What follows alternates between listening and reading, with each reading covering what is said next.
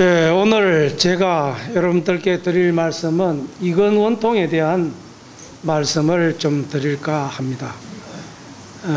원래 이 법문이라고 하는 것은 사실은 한마디 말도 하지 않고 전할 수 있어야 가장 훌륭한 법문이 될 수가 있습니다.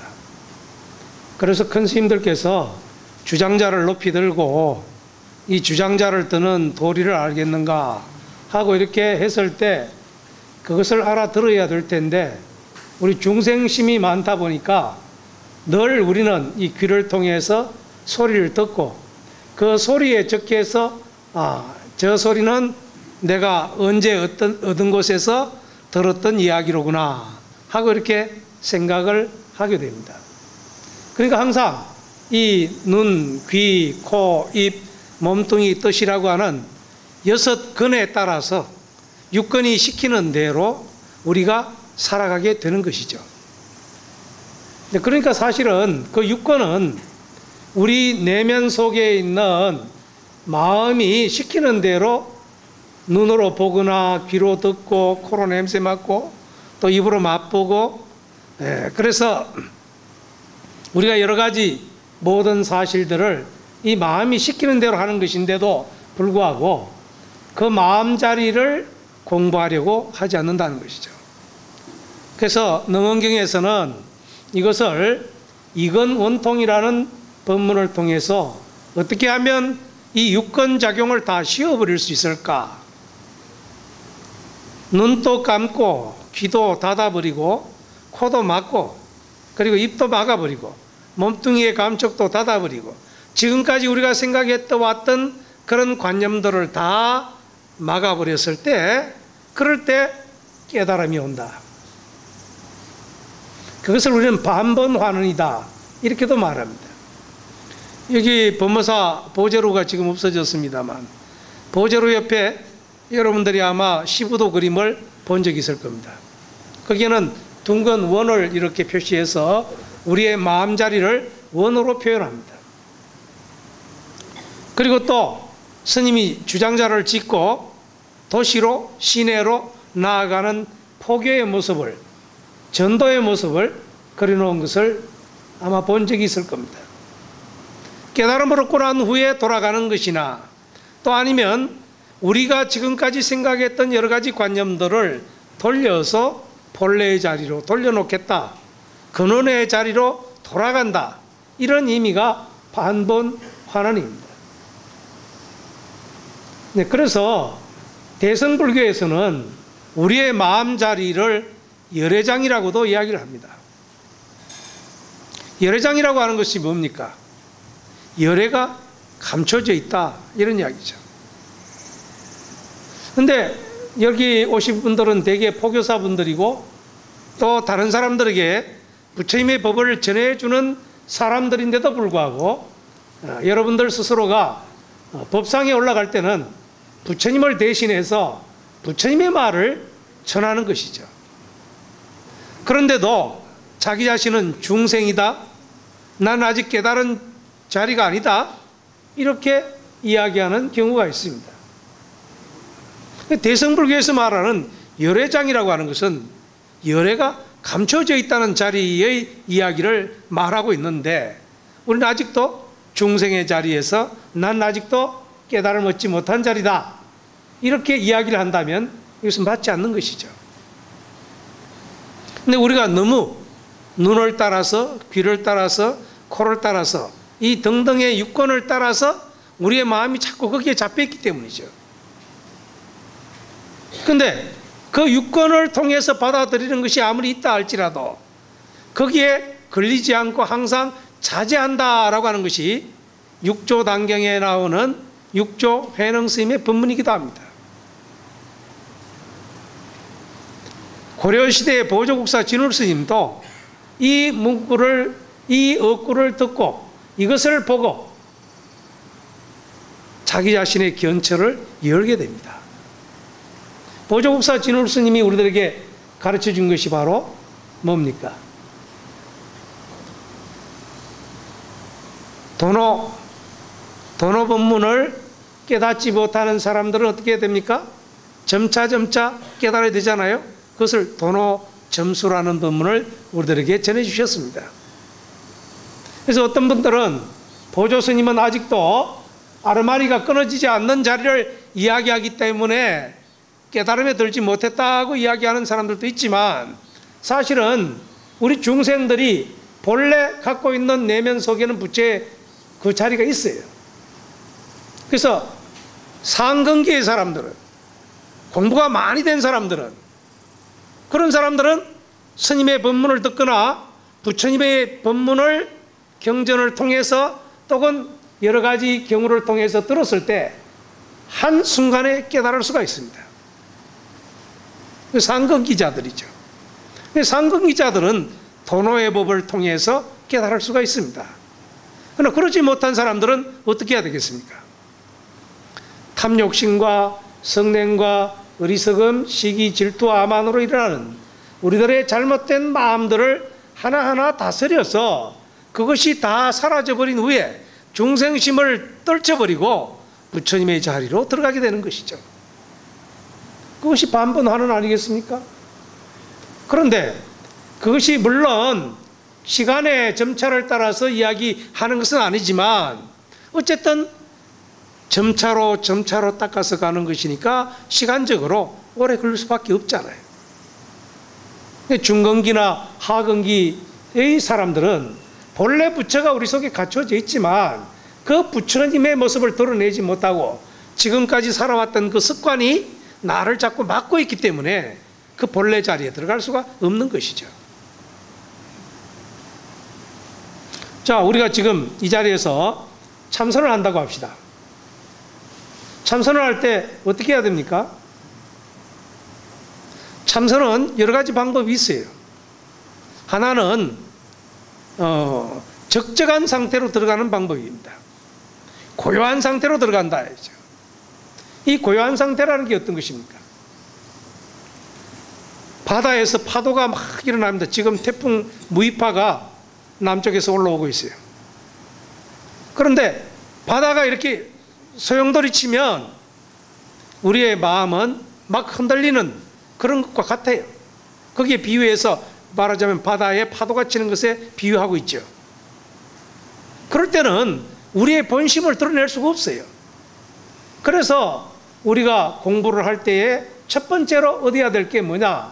그것은 흔들리는 산란심으로부터 고요한 상태로 들어가는 마음자리를 얻어야 되는데 그것이 바로 적적 삼매의 자리입니다. 그래서 우리가 선을 통해서 우리가 들어가고자 하는 것이 뭐겠습니까? 산란심을 떨쳐버리고 본래 심인 적적의 상태, 고요한 상태, 삼매의 상태에 들어가는 것이죠. 그것을 우리는 해인삼매다라고도 하고 여러 가지 삼매다 비유합니다. 삼매라는 말은 여러분들 아시죠? 산스크리트로는 삼마디라고 하는데 그것은 진리 속에 들어갔다 이런 의미이기도 한데, 그런데 이건 삼매는 쉽게 말하면 독서삼매라는 말도 똑같은 말입니다. 독서를 열심히 하다 보면 그 독서와 내가 하나가 되는 것이죠. 이게 삼매가 되는 것이죠. 우리는 항상 나와 이 육근, 눈, 귀, 코, 입, 몸뚱이 이 모든 것들이 하나가 되지 못하고 있는 것이죠. 마음은 마음대로 있고 눈은 눈대로가 있다는 거죠. 여러분 어떻습니까? 지금 제 이야기를 듣는 동안 온갖 생각을 하겠죠. 그 생각을 쉬어버렸을 때, 그럴 때에 우리 속에 있는 진짜 모습이 드러난다는 것이죠. 그게 바로 무설설입니다. 무설설. 설하지 않으면서 설하는 것이죠. 그래서 영산회상에서 부처님이 꽃을 하나 들어 보였을 때 그 들어 보인 사실을 중생들은 아무도 알지 못했죠. 근데 가섭존자가 그것을 보고 빙그레 미소를 지으면서, 그래서 부처님께서 가섭존자에게 그 법을, 아무 말이 없는 마음의 법문을 가섭존자에게 전해준 것입니다. 여러분 우리가 어떻습니까? 어릴 때부터 어머님의 품에서 자랍니다. 어머니가 설사 잘못된 일을 하라 하지 마라 이런 이야기를 하지 않는다 할지라도 어머님의 눈에서 어머님의 그 향기 속에서 우리는 어머님의 정을, 어머님의 마음을, 어머님의 교훈을 우리는 들을 수가 있어요. 그렇잖아요. 그것처럼 부처님께서 설법하시는 그 내용을 한 말씀도 부처님께서 하지 않는다 할지라도 우리는 이미 우리 속에 있는 불성을 통해서 그것을 느낄 수가 있다는 거예요. 그것이 열애장입니다. 그게 다 갖춰져 있다 이거죠. 화엄경에서도 초발심시 변정각이라고 합니다. 처음 마음을 변하지 않는다면,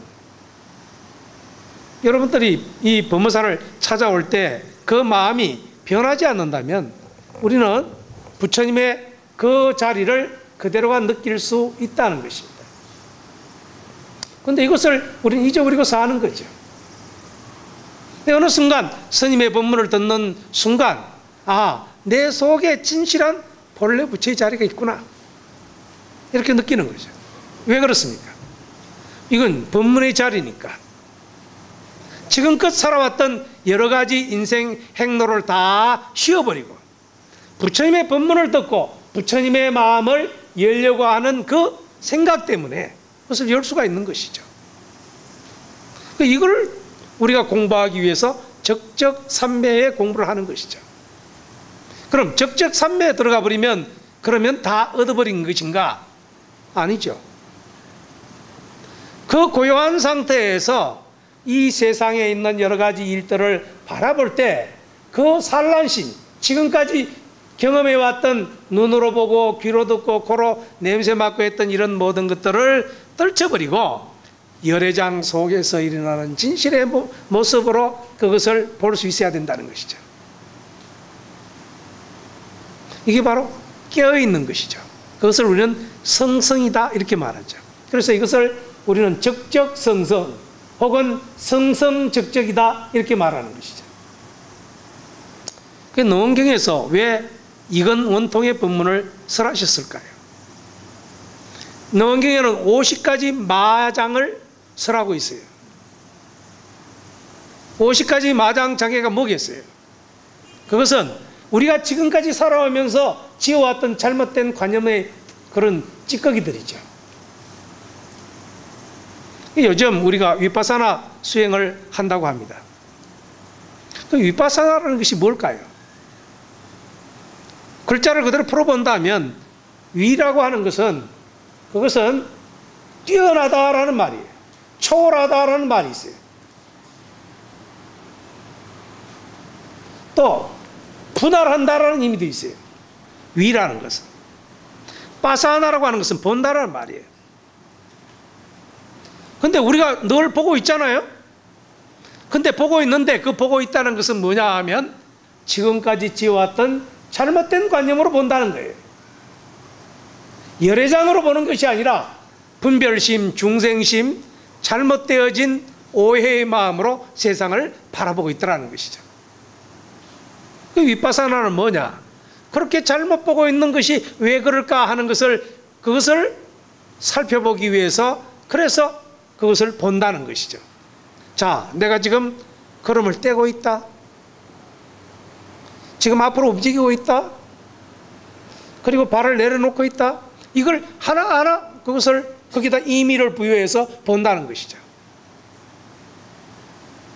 그것을 우리는 좀 전문 용어로 가면 삼빠자나 그것을 그대로 본다 이거죠. 여러분들은 지금 여러분들이 하고 있는 행동을 하나하나 보고 있습니까? 아니라는 거예요. 그걸 보는 것을 위파사나라고 합니다. 그런데 이 위파사나가 잘 되려면 어찌해야 되느냐?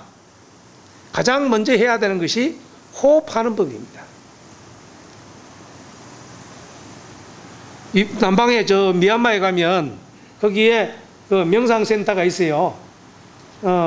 여러분들 잘 알다시피 미얀마에는 6차 결집이라는 결집이 있었어요. 남방불교에 스리랑카에 4차 결집이 있었죠. 그 미얀마에도 불교가 들어갔는데 거기 이제 말하자면 5차 결집이 있어가지고 대리석에다가 결집을 해가지고 해놨는데 이게 스님들이 옛날에 다 암기해서 그것을 적어 놓은 것인데요. 물론 이제 중간에 경전이 전해져서 종려나무에 정해져 있는 빼다라를 통해서 적은 것도 있겠죠. 그런데 1950년대, 54년, 55년, 56년 3년 동안 다시 결집을 하게 돼요. 그런데 왜냐하면 미얀마의 민군이라고 하는 훌륭한 스님이 30대에 삼장법사가 돼요. 여러분들 삼장법사는 어떤 것인지 아십니까? 경, 율, 론 3장을 다 외우는 거예요. 그것을 다 암기한 스님을 삼장법사라고 해요. 원래 불교는 부처님께서 경전을 말씀하신 그 내용을 아난존자가 암송을 해가지고 그것을 제1차 결집 때 아난존자가 경을 암송하는 것을 내가 언제 어느 때 부처님이 어디 계시는데 내가 이렇게 들었다라는 것으로 시작해서 결집이 된 것입니다. 근데 그때는 문자가 없었어요. 그냥 암송하는 것으로 암기해서 내려왔던 것이죠. 그래서 그 전통을 살려서 경, 율, 론 3장을 다 외우는 사람을 삼장법사라고 하는 거예요.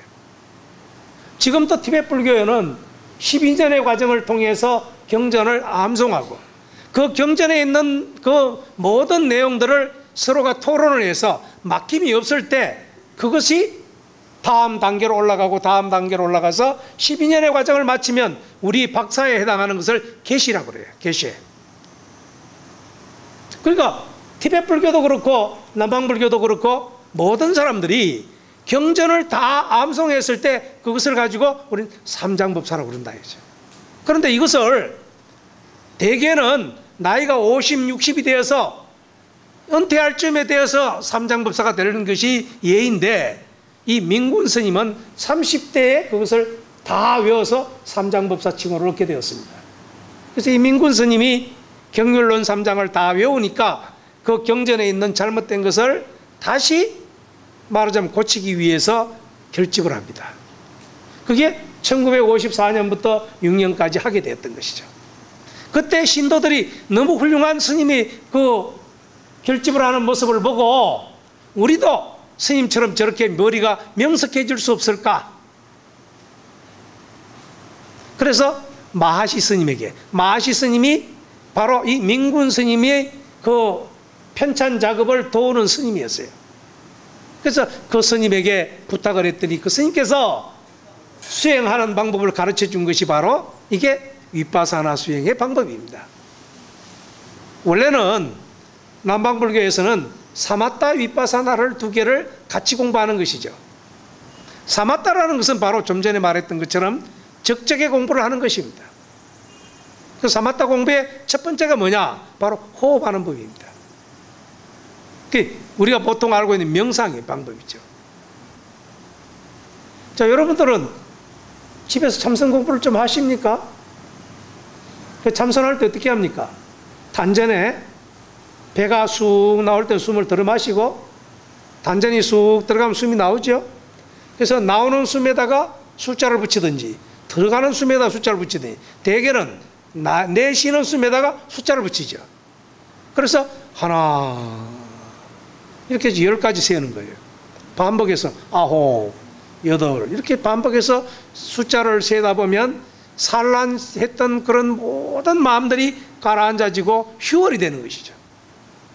그리고 호흡하는 말하자면 그 나와 내 본래의 내가 하나가 되어지는 경지가 되는 이게 바로 적적의 상태입니다. 그러니까 통일이 된 상태, 마음이 하나가 된 상태, 심일경성의 상태, 그걸 우리는 집중의 상태 이렇게 이야기하는 거예요. 그 정신 통일이 된 거. 초등학생들한테는 독서삼매. 그렇죠? 독서삼매만 있습니까? 잘 노는 삼매도 있습니다. 근데 우리는 삼매라고 그러니까 뭐 공부하는 것만 삼매다 이렇게 생각하는데요. 직장에서 일을 하면서 그 일에 빠지는 것도 삼매입니다. 근데 운전하다가 잘못해서 삼매에 빠지면 곤란하겠죠. 운전에 집중하면 좋은데 졸음에 빠지면 곤란하다 이거죠. 그래서 이 삼매에 들어가는 게 말이죠. 졸음하고 삼매에 들어가는 거 이게 백지 한 장 차이인데요. 그 상태에서 우리 내면의 세계가 싹 열린다는 거예요. 과학적으로 말하면 우리 이 뇌파가 알파파 상태가 되었을 때, 그럴 때 우리의 내면 세계의 문이 열린다는 거예요. 그러면 이 세상 모든 것들을 잘 살펴볼 수가 있다는 거예요. 왜? 정신 통일이 되어 있으니까. 통일이 안 됐을 때는 어떻겠습니까? 내가 본다는 게 보는 게 아니라 전에 망상으로 보았던 것을 그 마음의 기억을 통해서 세상을 바라보기 때문에 제대로 보는 게 아니죠. 그 제대로 보는 것을 우리는 견성이다 이렇게 말해요. 여러분들은 제대로 보는 공부를 하기 위해서 매일 우리가 이런 참선을 해야 될 텐데, 이게 한 5분, 10분, 한 30분 정도 매일 여러분들이 한다면 어느 때인가 여러분의 마음자리를 볼 수 있는 때가 올 거다 이거죠. 이 법무사를 선찰대본산이라고 하는 이유가 뭐겠어요? 1900년대에 경허 스님이 이 법무사로 오셨습니다. 여러분들 경허 스님은 어떤 스님인지 잘 아시죠? 어릴 때 부모님 손을 잡고 저 경기도 안양에 있는 청계사라고 하는 절에 출가를 했습니다. 그리고 그 스님으로부터 경전 공부를 하고 대강사가 되었어요. 대강사가 되었지만 어느 날 동학사에 강사를 하고 있는데 고향을 가다가 그 절 밑에 사람들이 호열자로 신음하는 것을 보게 됩니다. 장티푸스로 고생하는 사람들을 봅니다.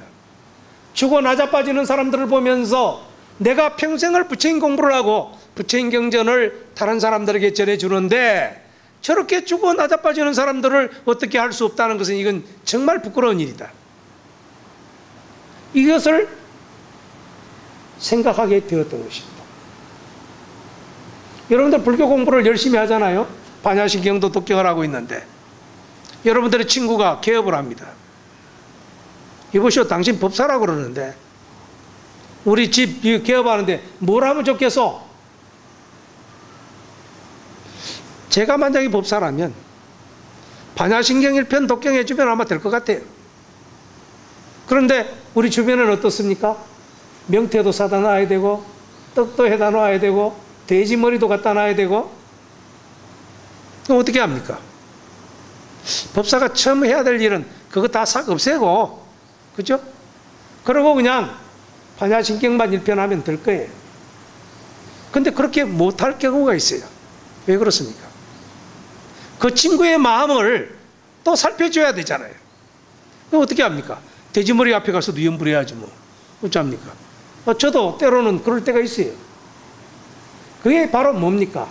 우리가 옛날에 갖고 있던 그 종래에 있던 관념하고 그것이 불교가 습합이 되어서 되어진 것들이 너무나도 많단 말이죠. 근데 그러다 보니까 우리 불자들이 불교에 가야 될 길과 그동안에 했던 방편의 길과 이 두 가지를 어떻게 해야 될지를 우리가 잘 몰라요. 부처님께서 가르치신 길이 있어요. 그러나 그 길을 가기 위해서는 때로는 방편법을 써야 될 때도 있습니다. 그러나 방편이 주는 아닙니다. 그렇잖아요. 가끔은 우리 포교사나 법사님들이 방편법이 너무 성해서 본질을 잊어버릴 때가 있어요. 이건 잘못된 것이죠. 저는 가끔 요즘 이런 이야기를 합니다. 자기 재적 사찰을 여러분들은 갖고 있습니까? 라고 묻습니다. 근데 우리 대한불교 조계종에 다니는 신도님들은 요즘 그런 사람들이 적겠지만 1년에 한 번 다니는 사람도 불교신자. 그렇잖아요. 그건 또 다행입니다. 1년에 한 번이라도 가니까. 그런데 당신은 불교신자입니까? 예. 그럼 절에 갑니까? 아니요. 어째서 불교신자입니까? 우리 엄마가 다닙니다. 우리 엄마 아버지가 절에 다니는데 자기가 불교신자래요. 그래도 여러분들은 아마 그게 고마울 거예요. 왜? 교회 안 가니까. 차라리 교회라도 가지. 교회라도 가면 나쁜 짓 했다는 거 참여라도 할 거 아니겠어요? 그 사람들 회개라고 그러지만.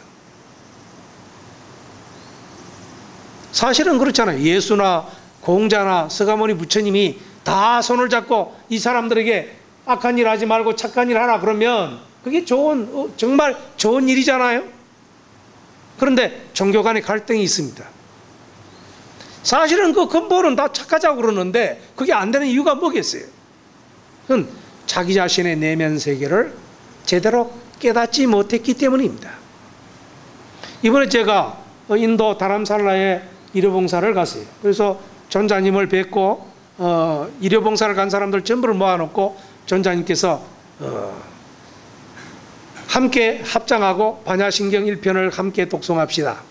전자님은 티베트 말로 반야신경을 독경하시고 우리는 우리 한글이 아니죠. 한문으로 된 반야신경을 독경을 하고 그리고 그 독경이 끝나고 난 후에 전자님께서 이렇게 말씀을 하십니다. 불교는 깨달음의 종교다. 아제아제 바라아제 바라승아제 모제사바까지 마지막에 나오는 이 이야기는 티베트 말이나 한문이나 한국말이나 똑같지 않냐 이거죠. 보디스바 빨리 깨달음을 얻읍시다. 근데 말로는 깨달음을 얻읍시다고 하면서 우리가 스스로 우리 자신의 내면을 공부하려고 하지 않습니다. 오늘 제가 이야기하고자 하는 이 이건원통은 지금 저 밖에서 들리는 물소리를 들으면서 그 물소리를 듣는 이 주인공이 어떤 놈인가 하는 것을 공부하기 위해서 하는 것을 우리는 이건원통의 법문이다 이렇게 하는 것입니다. 여러분은 지금 듣고 있는 여러분 자신 주인공이 어떤 존재인지를 잘 모르고 삽니다. 그런데도 한 번도 매일 자기 자신의 모습을 성찰하려고 하지 않습니다. 성성하게 깨어 있어야 되는데 그렇지 못하다 이거죠.